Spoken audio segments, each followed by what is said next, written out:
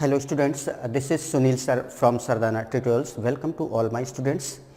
चलिए आज जो हम लोग पेपर डिस्कस करने वाले हैं ये एसएससी CHSL टियर 1 का एग्ज़ाम है। कौन सा एग्ज़ाम है? टियर 1 हेल्ड ऑन, जो कि हुआ था 5 जुलाई 05/07/2019 सेकेंड शिफ्ट। कौन सी शिफ्ट? सेकेंड शिफ्ट का पेपर हम लोग आज डिस्कस करेंगे। सेकेंड शिफ्ट का पेपर है जो कि 5 जुलाई 2019 को हुआ था एसएससी CHSL। तो चलिए देखते हैं इस पेपर का, इस सेट का जो पहला क्वेश्चन है वो क्या है। 2 numbers are in the ratio 7:5.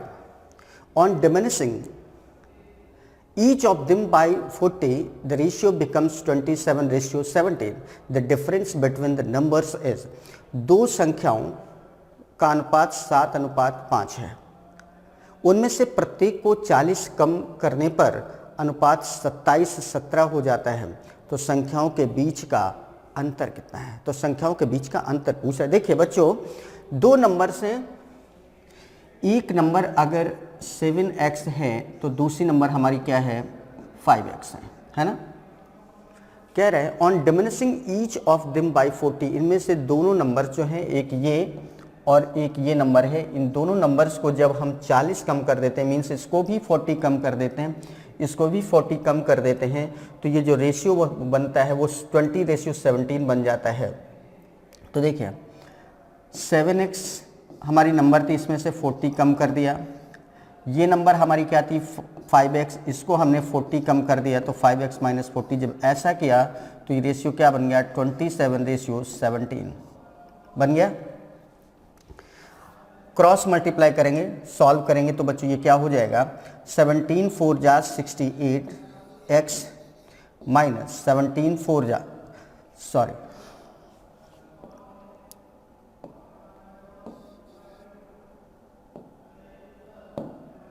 देखिए 17 7 जा करेंगे तो 17 7 119 x माइनस 17 4 जा 68 मीन्स 680 इक्वल 27 × 5 135x माइनस 27 4 जा होता है 108, तो 1080 हो गया। ये चीज़ आ गई बच्चों।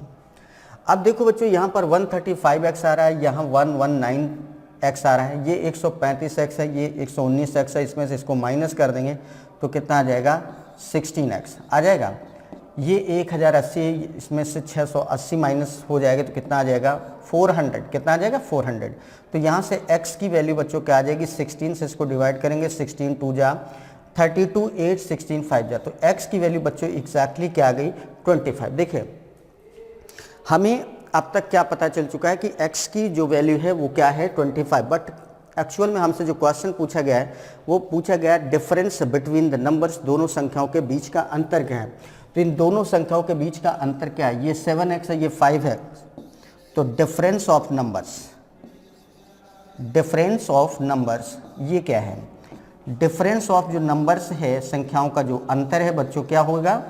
ये हो जाएगा आपका 7x minus 5x। 7x minus 5x means कितना आ रहा है? 2x। और x की वैल्यू बच्चों हमको पता है कितना है? 25। तो ये हो जाएगा 2 × 25 दैट इज 50। तो इस तरीके से इस क्वेश्चन का जो आंसर आएगा बच्चों क्या आ जाएगा? 50। और 50 देखिए किस ऑप्शन में दिया? Option number C. तो इस तरीके से इस क्वेश्चन का जो आंसर होगा ऑप्शन नंबर सी होगा। Got it? आप समझ पा रहे हैं ना हमारी बात को? सब लोग बहुत अच्छे से समझिएगा। एक बार फिर से देख लेते हैं। हमारी दो नंबर्स हैं जिनका अनुपात 7 और 5 है, मीन्स अगर एक नंबर 7x है तो दूसरी नंबर क्या है? 5x है। कह रहा है इनमें से प्रत्येक नंबर को अगर 40 कम कर दिया जाए तो ये क्या बन जाएगी? 7x - 40, और ये नंबर क्या बन जाएगी? 5x - 40। जब ऐसा करते हैं तो दोनों का रेशियो क्या आ जाता है? 27:17। जब ऐसा कर दिया, क्रॉस मल्टीप्लाई किया तो 17 7 जा 119x माइनस 17 4 जा 680 इक्वल 27 5 जा 135x माइनस 1080। 135x 135x में 119x माइनस करेंगे तो 16x आ जाएगा। 16x की वैल्यू 400, तो x की वैल्यू क्या आ जाएगी 25। जब x की वैल्यू आ गई तो कह रहा है कि दोनों नंबर्स का डिफरेंस, एक नंबर हमारी क्या थी बच्चों 7x, दूसरी नंबर हमारी क्या थी 5x, इन दोनों नंबर्स का डिफरेंस क्या होगा 2x। 2x मीन्स 25 है, तो 2 इंटू 25 दैट इज 50। तो इस तरीके से इस क्वेश्चन का जो आंसर आएगा बच्चों कितना आ जाएगा 50। ठीक है, चले अब बढ़ते हैं आगे, देखते हैं अपना नेक्स्ट क्वेश्चन क्या है। If cos x equal -1/2 and pi is less than two x is less than to 3π/2 means, इसका मतलब ये है कि जो x की वैल्यू है वो पाई से ज़्यादा है, मतलब 180 से ज़्यादा है, बट 3π/2 मीन्स 270 डिग्री से कम है। मतलब जो x की वैल्यू है, जो एंगल है वो 180 से 270 के बीच में है। Then the value of 4 tan square x plus 3 cosec square x, तो 4 tan square x plus 3 cosec square x की वैल्यू क्या होगी। बहुत अच्छा क्वेश्चन है बच्चों, चलिए समझते हैं। देखिए cos x इक्वल क्या दिया है, cos x इक्वल है -1/2। बच्चों cos में 1/2 वैल्यू किसकी होती है 60 की, तो ये बन गया माइनस का cos 60। क्या बना माइनस का cos 60, और माइनस का cos थीटा इक्वल होता है cos 180 प्लस थीटा, तो ये बन जाएगा cos 180 plus 60। cos 180 plus 60 means ये कितना हो गया cos 240 डिग्री। कितना हो गया cos 240 degree means cos x की वैल्यू क्या आ रही है बच्चों, cos x की वैल्यू आ रही है cos 240 डिग्री मीन्स x की वैल्यू क्या आ रही है 240 डिग्री। बात समझ में आई। तो देखिए यहाँ पर कंडीशन सेटिस्फाई हो गई कि नहीं हो गई, x की वैल्यू क्या आ रही है 240 डिग्री, और 240 डिग्री जो आ रहा है वो 180 डिग्री से ज़्यादा है, बट 270 डिग्री से क्या है कम है। ठीक है ना। तो इस तरीके से जब हमें x की वैल्यू पता चल गई 240 डिग्री है, फिर क्या करेंगे। अब हमसे पूछा गया है then 4 tan square x, then 4 tan square x plus 3 cosec square x plus 3 cosec square x equal क्या होगा। ठीक है, चलिए x की वैल्यू पता चल चुकी, तो ये वैल्यू यहाँ पर रखेंगे, तो ये हो जाएगा 4 tan square x means tan square 240 degree plus 3 cosec square 240 degree, ये याद आएगा ना। कितना हो जाएगा बच्चों, देखिए इसको लिख सकते हैं 4 tan स्क्वायर 180 प्लस 60, 240 को 180 प्लस 60 डिग्री लिख सकते हैं ना, ठीक, plus 3 cosec square 180 plus 60 degree लिख पाएंगे ना। चलिए जब इतना कर दिया फिर क्या हुआ 4 tan 180 plus theta, tan theta होता है मीन्स tan स्क्वायर 60 हो जाएगा, tan square 60 degree plus cosec 180 plus theta minus का हो जाता है, तो प्लस माइनस ये क्या बन जाएगा बच्चों माइनस cosec स्क्वायर 60 डिग्री, और ये 3 ऐसे लिखा था। वैल्यू रखेंगे बच्चों यहाँ पर, तो 4 tan 60 की वैल्यू √3 का स्क्वायर कर देंगे, √3 का स्क्वायर माइनस 3 cosec 60 sin 60 की वैल्यू √3/2 होती है, तो ये 2/√3 हो जाएगा। क्या हो जाएगा 2/√3 का स्क्वायर। अब इसको सॉल्व करेंगे तो ये हो जाएगा 4 √3 का स्क्वायर करेंगे तो 3, 4 इंटू 3 माइनस 3, 2 का स्क्वायर क्या हो जाएगा 4 और √3 का स्क्वायर 3, तो फाइनली क्या हो जाएगा 4 3 जा 12 माइनस ये 3 से 3 कैंसिल हो जाएगा 4, 12 माइनस 4 दैट इज 8। और इस तरीके से इस क्वेश्चन का जो आंसर आएगा वो 8 आएगा, और 8 जो आंसर है वो कहाँ पर दिया है बच्चों ऑप्शन नंबर बी में। तो इस तरीके से इस क्वेश्चन का जो आंसर आएगा ऑप्शन नंबर बी होगा। क्लियर है। चलिए एक बार फिर से समझ लेते हैं क्या है। cos x इक्वल -1/2 दिया है। cos में देखिए 1/2 पहले देखो 1 माइनस तो ऐसे लगा दिया, और ये cos 60 लिखा है। माइनस का cos थीटा इक्वल क्या होता है cos 180 प्लस थीटा, तो cos 180 प्लस 60 हो जाएगा, तो ये बन जाएगा cos 240। मतलब cos x की वैल्यू cos 240 है, तो x की वैल्यू क्या हो गई 240 डिग्री। और जब x की वैल्यू पता चल गई कि 240 है, तो हमसे पूछा गया था 4 tan square x plus 3 cosec square x, तो ये बन जाएगा 4 tan square 240 degree plus 3 cosec square 240 degree. अब 240 डिग्री को हम लिख सकते हैं 180 प्लस थीटा, यहाँ पर भी 180 प्लस 60 लिख देंगे। तो 4 tan स्क्वायर 180 प्लस 60 है, तो tan 180 plus theta tan theta होता है, तो 4 tan स्क्वायर 60। और कॉसिक 180 प्लस थीटा ये होता है माइनस का कॉसिक थीटा, तो यहाँ माइनस हो गया, तो ये बन गया -3 कॉसिक स्क्वायर 60। अब इसके बाद वैल्यू रख दी, तो tan 60 की वैल्यू √3 होती है और कॉसिक 60 की वैल्यू 2/√3 होती है, और वैल्यू रख के इस तरीके से सॉल्व किया तो इस क्वेश्चन का आंसर बच्चों क्या आ गया 8। क्लियर है? चलिए आगे बढ़ते हैं, देखते हैं next question. A person purchased a vehicle for rupees 5,90,828 and sold it for rupees 6,52,920. What is the profit percent he earned on this vehicle? बहुत आसान क्वेश्चन है। किसी चीज को परचेज किया 5,90,828 में, सेल किया 6,52,920 में, तो 6,52,920 रुपये में सेल किया, जबकि खरीदा था 5,90,828 में। तो अगर इसमें से हम ये खरीदने की कीमत माइनस कर दें तो प्रॉफिट आ जाएगा। तो इसमें 5,90,828 माइनस कर देंगे तो कितना आ जाएगा 10 - 8 2 11 2 9 880, यहाँ पे हो गया 2, यहाँ पे हो गया 15 6, ये आ गया। आया मीन्स इतने का क्या हो रहा है प्रॉफिट हो रहा है, इतने रुपए का क्या हो रहा है प्रॉफिट हो रहा है। बच्चों इतने रुपए का प्रॉफिट हो रहा है और इसको परसेंटेज में बताना है तो 62,092 रुपीज़ का प्रॉफिट हो रहा है। कितने पर? कॉस्ट प्राइस क्या है? कॉस्ट प्राइस मतलब ये जितने में खरीदी गई थी चीज़, कितने में खरीदी गई थी 590,828 इसमें खरीदी गई थी। तो इसको परसेंटेज में चेंज करना है तो इनटू क्या कर देंगे 100। यहाँ 59 या 62 है तो 59 एग्जैक्ट 10 टाइम्स तो जाएगा, उससे थोड़ा सा ज़्यादा जाएगा। तो 10 के बाद कौन सा थोड़ा सा आंसर ज़्यादा है? Option number first.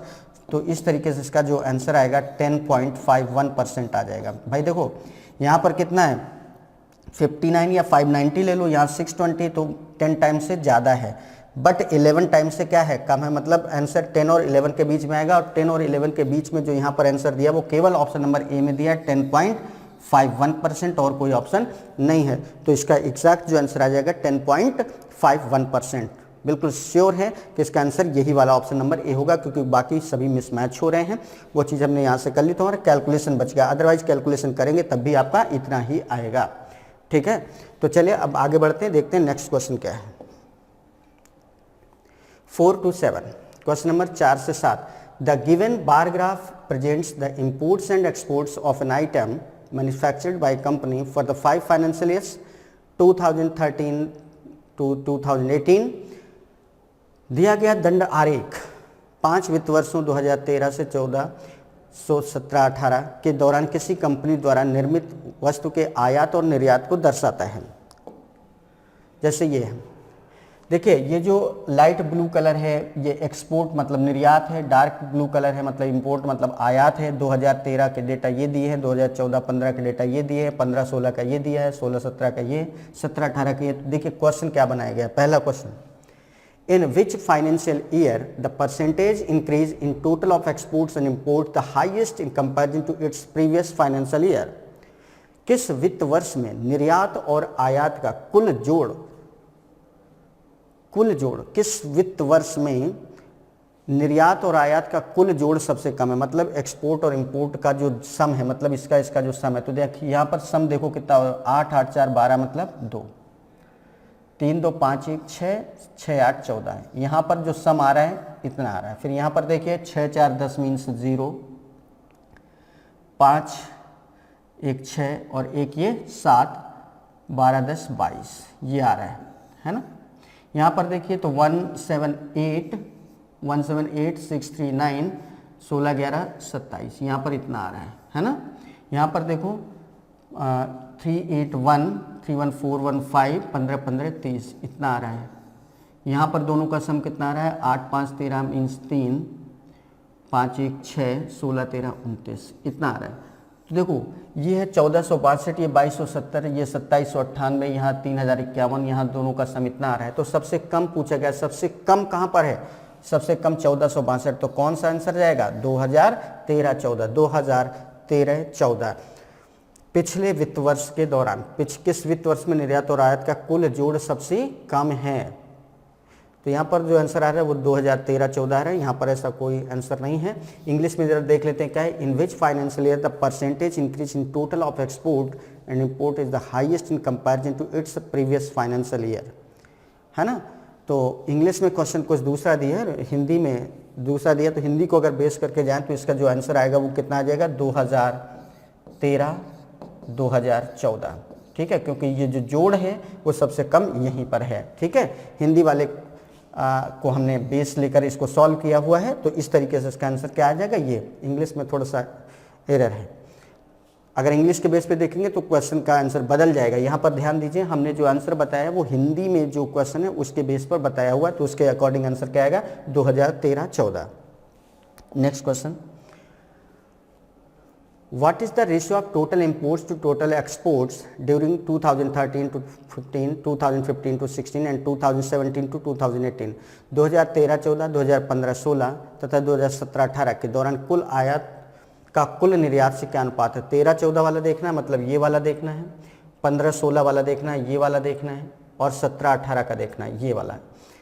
तो यहाँ पर देखिए एक्सपोर्ट अगर हम टोटल देखें तो कितना है 638, यहाँ पर एक्सपोर्ट कितना है 1661 ये है, और यहाँ पर एक्सपोर्ट कितना है 1305, है ना। सभी को ऐड करेंगे कितना आ जाएगा बच्चों 8199514 मीन्स 4, 31446 10 10 10 मीन्स 0 1 7 7 और ये कितना हो जाएगा 16 16 7 23 23 एंड 13 36 ये आ जाएगा।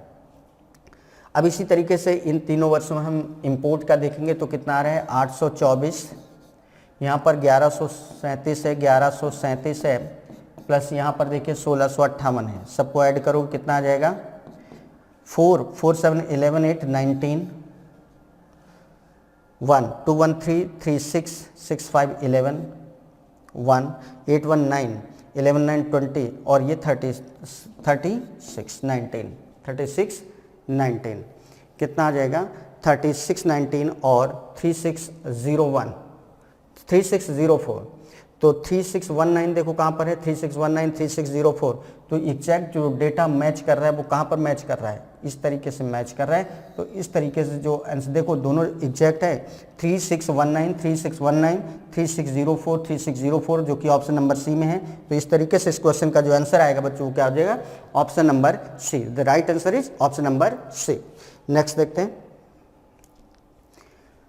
What is the average of total import and export during the 5 financial year. 5 वित्त वर्षों में कुल आयात व निर्यात का औसत, 5 वित्त वर्षों में कुल आयात व निर्यात का औसत कितना है, ठीक है ना।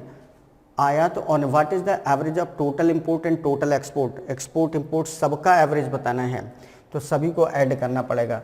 तो देखिए सबको ऐड करेंगे तो यहाँ पहले सबको ऐड कर लो, तो ये कितना हो जाएगा, ये हो जाएगा आपका 8 4 12 2 3 5 1 6 8 6 14, है ना।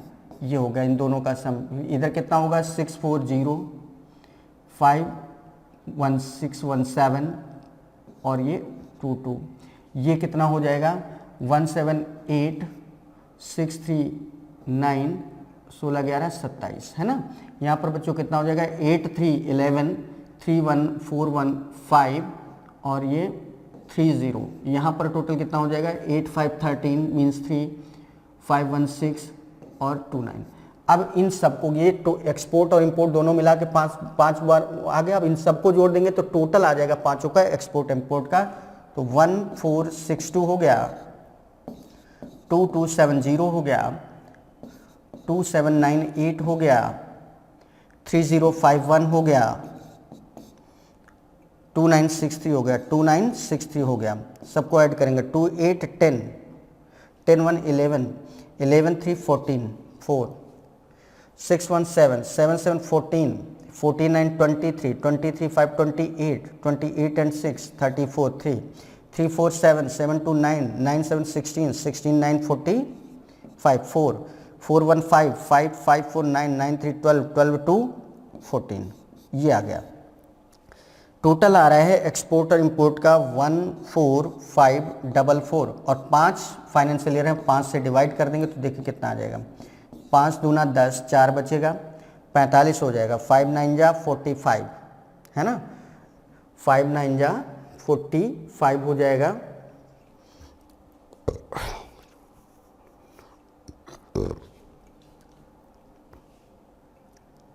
ये देख लो बच्चों सही है, करेक्ट है कि नहीं। 2 2 8 10 10 1 11 3 14 मीन्स 4 1 7 7 14 49 23 5 28 6 34 4 47 7 2 9 9 7 16 16 9 25 2 2 1 3 3 2 5 5 2 7 7 3 12 12 ये 12 आएगा, सॉरी यहाँ पर कितना आ जाएगा 1 2 5 4 4 अपॉन 5 ये आएगा बच्चों, है ना। 5 से डिवाइड करें, 5 2 जा 10, 2 बचेगा, 5 5 जा 25 0 5 8 जा 40.8 2508.8 आएगा, 2508.08 2508.08 ठीक है ना, 2508.08 आ जाएगा, ठीक है। तो इस तरीके से इस क्वेश्चन का आंसर बच्चों क्या आ जाएगा, ऑप्शन नंबर बी आ जाएगा। ठीक, तो क्या किया गया है समझ गए होंगे। पहले हमने एक्सपोर्ट इंपोर्ट का हर साल टोटल निकाल लिया, इधर इतना आया, इधर इतना आया, इधर इतना आया, इधर इतना आया, फिर इन सबको ऐड कर दिया तो 12544 आया, फिर एवरेज निकालना था तो 5 से डिवाइड कर दिया, तो इस तरीके से 2508.08 आ गया जो कि ऑप्शन नंबर बी में है। नेक्स्ट क्वेश्चन देखते हैं।